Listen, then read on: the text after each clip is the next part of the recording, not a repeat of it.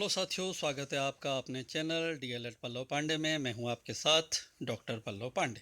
आज हम चर्चा कर रहे हैं विद्यालय शिक्षा के प्रमुख सरकारी अभियानों के बारे में। और आज का हमारा शिक्षण बिंदु है या चर्चा का जो बिंदु है वह है गुजरात की आश्रम शालाएं। आइए चर्चा करते हैं गुजरात की आश्रम शालाओं के बारे में। क्या है ये आश्रम शालाएं? गुजरात में अनुसूचित जनजाति की आबादी अपनी कमजोर आर्थिक स्थिति के कारण अपने बच्चों की शिक्षा पर अधिक खर्चा नहीं कर सकती है ना। यह अनुसूचित जनजाति के लिए न सिर्फ राजस्थान अपितु पूरे भारत में स्थिति यही है कि वह उनकी कम आर्थिक स्थिति अन्य वर्गों की तुलना में न्यून होती है। अतः वे अपने बच्चों को विद्यालय शिक्षा प्रदान करने में असमर्थ होते हैं। हालांकि इसका अर्थ यह नहीं कि वो चाहते नहीं, हर माँ बाप यह चाहता है कि उसका बच्चा अब उससे अधिक पढ़ा लिखा हो या अधिक प्रगति करे, अधिक उन्नति करे, लेकिन व्यवस्था के कारण, मौद्रिक व्यवस्था के कारण, आर्थिक व्यवस्था के कारण वे इतने सक्षम नहीं होते हैं कि अपने बच्चों को विद्यालय भेज सकें या उनका खर्चा वह दे सकें। वे उन्हें विद्यालय में भेजने के बजाय पारंपरिक व्यवसाय में उन्हें प्रशिक्षण देना शुरू कर देते हैं, जिससे कि परिवार को मौद्रिक आय के रूप में समर्थन प्राप्त हो। यानी कि वे बच्चों को, उनका प्रयास यह रहता है कि इनके जो बच्चे हैं वे विद्यालय जाने की अपेक्षा एक परिवार का जो पारंपरिक जो कार्य है ना, जनजातीय समाज का जो पारंपरिक कार्य है, वह पारंपरिक कार्य में ही वो अपनी एक्सपर्टीज़ को डेवलप करें, जिसके कारण समय पर वे अपने परिवार की आर्थिक स्थिति को मजबूत कर पाएँ।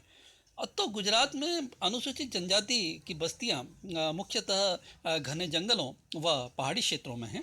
और ऐसी स्थिति में यह बात तो है कि वे अगर चाहें तो भी माँ बाप अपने बच्चों को विद्यालय में नहीं भेज सकते, क्योंकि दोनों कारण इसमें जिम्मेदार हो गए। पहला कारण आर्थिक स्थिति और दूसरा कारण विद्यालय की अनुपलब्धता।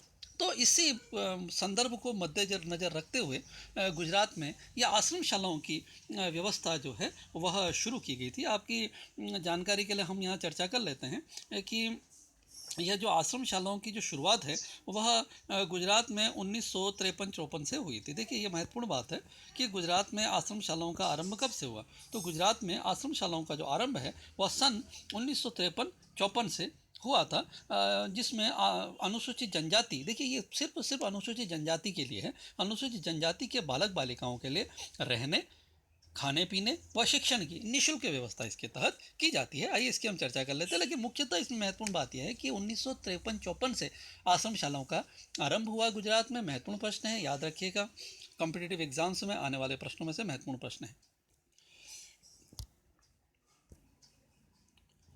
यह आश्रम शालाएं सरकार ने 1 से 7, 8 से 10 व 11वीं से 12वीं के छात्रों के लिए शुरुआत की।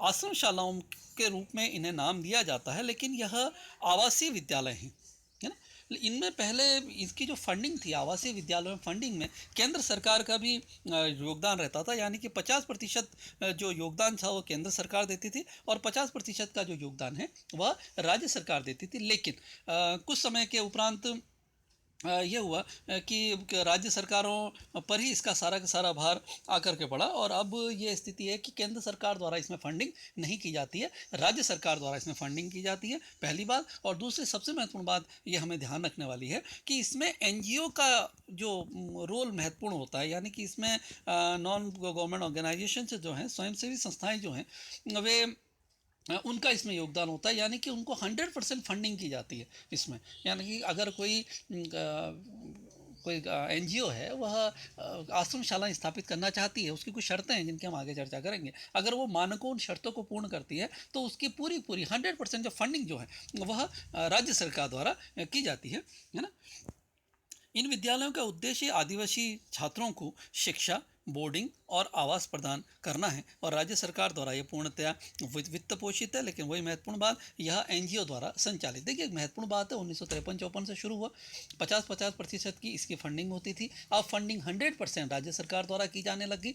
दूसरा, इसमें एनजीओ का सबसे महत्वपूर्ण रोल होता है। यानी कि एक ऐसा कार्यक्रम जिसमें स्वयंसेवी संस्थाओं की भूमिका अहम है। केंद्र सरकार और केंद्र सरकार की तरफ से अब कोई फंडिंग नहीं, राज्य सरकार द्वारा 100% फंडिंग, और 100% फंडिंग रैंकिंग के आधार पर यह आश्रम विद्यालय इनका संचालन किया जाता है कक्षा 1 से कक्षा 12 तक के जनजातीय प्रशिक्षणार्थियों के लिए, जनजातीय शिक्षार्थियों के लिए। यह महत्वपूर्ण बात है जो हमें ध्यान में रखनी है। यह एक तरह से बोर्डिंग स्कूल है। जैसे पहले हमने इससे पहले वाले वीडियो में हमने चर्चा रिवर की थी, ऋषि वैली की हम लोगों ने चर्चा की थी। तो लगभग ये भी एक तरह से रेसिडेंशियल स्कूल है, बोर्डिंग स्कूल है, ध्यान रखने वाली बात है।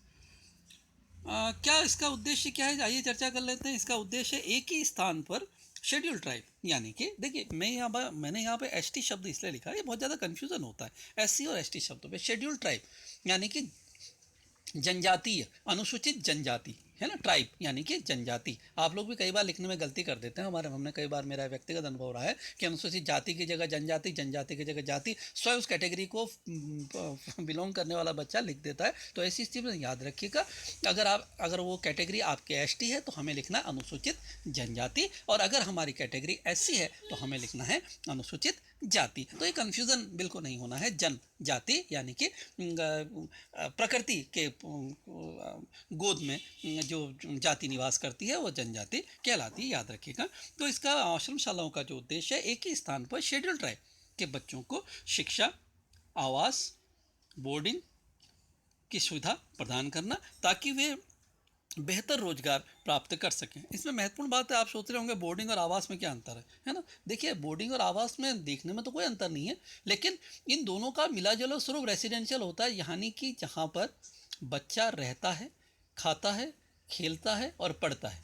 ये चारों जो विशेषताएं जो होती हैं वो बोर्डिंग की विशेषता होती है ना। तो ये इसमें इसकी सबसे बड़ी विशेषता ये है कि एनजीओ की तरफ से इसमें व्यवस्था की जाती है। लेकिन उद्देश्य क्या है, ताकि वे बेहतर रोजगार प्राप्त कर सकें।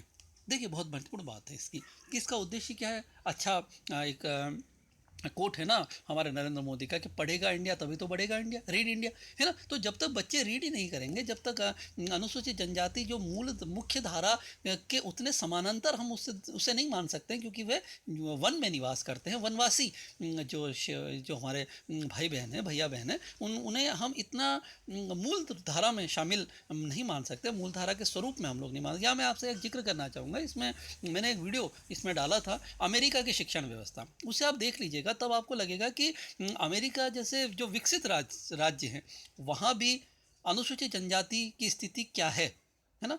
अनुसूचित जनजाति की स्थिति वहाँ की तुलना में भारत में कितनी आगे, हम सुपीरियर कंडीशन में हैं अमेरिका की तुलना में। तो आप एक बार, मैं आपको रिकमेंड करूँगा कि वो वीडियो एक बार अमेरिका की शिक्षा व्यवस्था एक बार आप जरूर देख लीजिएगा, तो ताकि इसमें चलिए हम चर्चा करते हैं आश्रमशालाओं में, जिससे कि वो बेहतर रोजगार वो प्राप्त कर सके तथा साथ ही समाज के अन्य वर्गों के साथ भी प्रतिस्पर्धा कर सके। एक बहुत महत्वपूर्ण बात है साथियों, क्योंकि प्रतिस्पर्धा हम तब कर पाएंगे जब हम में कुछ क्वालिटी होगी। क्वालिटी तब डेवलप होगी जब हम अध्ययन करेंगे, है ना। तो थियोरेटिकल नॉलेज जब तक नहीं होगा तब तक उसमें प्रैक्टिकल हम नहीं कर पाएंगे। तो आश्रमशालाओं का उद्देश्य जितने भी जनजातीय छात्र छात्राएं हैं उन्हें आवासीय सुविधा प्रदान करते हुए अध्ययन अध्यापन संस्थितियां उन्हें प्रदान करना, जिससे कि भविष्य में वे रोजगार के उनके लिए अवसर उपलब्ध हों, ताकि साथ ही वह अन्य वर्गों के साथ प्रतिस्पर्धा कर सके और अपने आने वाली पीढ़ी के लिए एक आदर्श स्थापित कर सके। ये इसका एक महत्वपूर्ण उद्देश्य है आश्रमशालाओं का। चलिए, हमने पहले भी चर्चा कर ली थी। आश्रमशालाओं का जो आरंभ वर्ष है 1953 है। 1953 से इसकी विधिवत प्रारंभ हो गया था। इसमें एनजीओज जो हैं उन्हीं के इसमें उनके द्वारा कार्य किया जाता है, या आदिवासी क्षेत्रों में जो कार्य करने वाले जो एनजीओज हैं। देखिए, एनजीओज की भी एक डेफिनेशन है कि जो जनजातीय क्षेत्रों में जो एनजीओज काम करते हैं उनको इसमें प्राथमिकता दी जाती है। और सबसे बड़ी बात यह है कि इसका जो भौगोलिक क्षेत्र जो है संपूर्ण गुजरात, पूरा गुजरात राज्य इसमें है, यानी गुजरात राज्य के सभी जिलों में यह परियोजना है जहाँ जहाँ जनजातीय छात्र उपलब्ध है। कोई कैटेगराइजेशन नहीं है कि इससे परसेंटेज होने चाहिए। अगर जनजातीय क्षेत्र है, जनजातीय छात्र उपलब्ध हैं, तो वहाँ आश्रमशालाओं की व्यवस्था की जाती है। और इसमें गुजरात राज्य के समस्त जनजाति छात्र इसके लिए पात्र होते हैं। तो ये महत्वपूर्ण बात है। 1953 एनजीओ, कुछ एक पॉइंट्स आप ध्यान रखिएगा आश्रमशालाओं के संदर्भ में। चलिए बात कर लेते हैं कि किस तरह से इसकी शुरुआत होती है, पात्रता क्या होती है। अगर किसी को, अगर एनजीओ को इसमें जनजातीय क्षेत्र में अगर खोलना है तो किस रूप में इसकी शुरुआत करता है। ये सबसे महत्वपूर्ण बात है कि इसमें 15 लड़कों और 15 लड़कियों यानी 30 बच्चों के साथ, 30 जनजातीय बच्चों के साथ आश्रमशालाओं की स्थापना होती है, तथा हर वर्ष 7वीं कक्षा तक 10 लड़कों और 10 लड़कियों को इसमें दाखिला लेना होता है, यानी कि बच्चों को इसमें प्रेरित किया जाता है कि कक्षा 5 से कक्षा 7 तक इसमें 10-10 बच्चे हर साल और न्यूनतम 30 बच्चे, यानी 30 बच्चों की सीमा से ही यह जनजातीय क्षेत्र में आश्रम शालाओं की स्थापना इसमें होती है और यही एक मापदंड है जिसके आधार पर एनजीओज को फंडिंग दी जाती है। लाभार्थियों को इसमें क्या योजना होती है, आइए चर्चा कर लेते हैं। बच्चों को मुफ्त शिक्षा, छात्रावास सुविधाएं, किताबें, भोजन, दैनिक आवश्यकता का सामान निःशुल्क उपलब्ध कराया जाता है, सबसे महत्वपूर्ण बात। और दूसरा, प्रत्येक बच्चे के लिए 1,000 रुपया यह एक फंडिंग जो है वो एनजीओ को प्रदान की जाती है। सबसे महत्वपूर्ण बात आप देखिएगा, है ना, कि इसमें बच्चों को फंडिंग जो दी जाती है, देखिए उनको स्कॉलरशिप जो है वो तो मिलती है, जो समाज कल्याण, समाज अधिकारिता एवं न्याय मंत्रालय द्वारा, ऑफ कोर्स ये वही विभाग संचालित करता है। देखिए महत्वपूर्ण बात है, आश्रम शालाओं का संचालन गुजरात में कौन करता है, तो सामाजिक न्याय अधिकारिता मंत्रालय द्वारा इसका संचालन किया जाता है, पहली बात। और दूसरा, इसमें जो बच्चों को स्कॉलरशिप दी जाती है वह नहीं काटी जाती। दूसरी महत्वपूर्ण बात, स्कॉलरशिप बच्चे का अधिकार है, छात्रवृत्ति जनजाति छात्र बच्चे को दी जाती है, लेकिन साथ ही उसकी देखभाल, उसकी फंडिंग के लिए प्रति माह उस 1,000 रुपया उस एनजीओ, उस आश्रमशाला को इसमें दिया जाता है। ये एक बहुत महत्वपूर्ण योजना है जनजातीय प्रशिक्षणार्थियों, छात्रों को मूल धारा में लाने के लिए। और इसमें और सबसे बड़ी बात यह है कि आश्रमशालाओं में कहीं ना कहीं गांधीयन कॉन्सेप्ट जो है, बुनियादी शिक्षा के कॉन्सेप्ट को भी इसमें फॉलो किया जाता है, क्योंकि इसमें बालकों को खेती करना सिखाया जाता है ना, और बालिकाओं को धागा बनाना, बागवानी करना, है ना, ताकि जिससे गांधी जी ने कहा था कि एक बच्चा जब पैदा होता है तो अपने साथ 2 हाथ और 1 मुंह लेकर के पैदा होता है, यानी कि उसमें पोटेंशियलिटी बहुत ज़्यादा होती है कार्य करने की। वो अपने लिए आसानी से अनाज उपजा सकता है, अपने लिए आसानी से वह विकल्प तलाश कर सकता है भोजन के। तो अगर सरकारी नौकरी नहीं भी मिलती है, या अपने स्पेयर टाइम में बच्चों को प्रेरित करने के लिए छात्रों को खेती के तरीके, एग्री फार्मिंग, इनके तरीके, नवाचार, इसके बारे में समझाया जाता है। और छात्राओं के लिए इसमें छात्राओं को धागा बनाना यानी कपास से धागा बनाना, हैंडीक्राफ्ट उद्योग, है ना, और साथ ही बागवानी करने की उनमें ट्रेनिंग इसमें प्रशिक्षणार्थियों को, ये छात्राओं को इसमें प्रदान की जाती है। आइए चर्चा कर लेते हैं कि अभी की क्या स्थिति है। देखिए वर्तमान में गुजरात में 547 आश्रमशालाएँ हैं। सबसे महत्वपूर्ण बात आप देखिएगा, कितनी है, 547 आश्रमशालाएँ हैं। इसमें एक महत्वपूर्ण बात ये है साथियों कि 8वीं के बाद 9वीं से 12वीं तक का जो स्तर होता है, इससे उत्तर बुनियादी शालाएँ कहते हैं। देखिए हमने बात की थी बुनियादी, है ना, तो इसमें जो 9वीं के बाद जो बच्चों का जो होता है, स्तर होता है, उसको उत्तर बुनियादी शालाएँ कहा जाता है। तो उत्तर बुनियादी शालाओं समेत इसमें कुल 547 विद्यालय, आश्रम विद्यालय अभी गुजरात में संचालित हैं। और 547 आश्रम विद्यालयों में से जो 95 जो विद्यालय हैं वह उत्तर बुनियादी शालाएं हैं, यानी कि 9वीं से 12वीं तक की शिक्षा वह देती हैं। 1ली से 8वीं तक के स्तर के लिए 452 इसमें आश्रमशालाओं का अस्तित्व है। 452 आश्रमशालाएं, बिल्कुल लेटेस्ट ये डेटा हमारे पास है ना। और सबसे महत्वपूर्ण बहुत बड़ी बात देखिएगा, 70,000 से अधिक छात्र इन आवासीय विद्यालयों में प्रतिवर्ष दाखिला लेते हैं।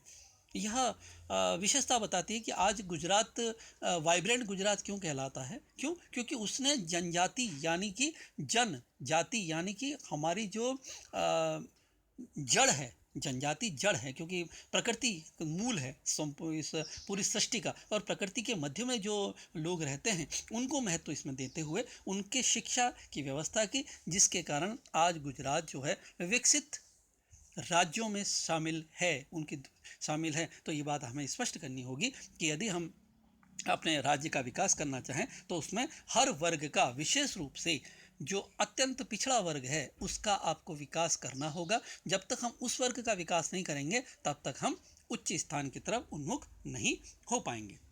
आशा करता हूँ यह वीडियो आपको पसंद आया होगा। अगली प्रस्तुति में हम चर्चा करेंगे होशंगाबाद विज्ञान शिक्षण कार्यक्रम यानी कि होवी शिका की। शुभकामनाएं, पढ़ते रहिए।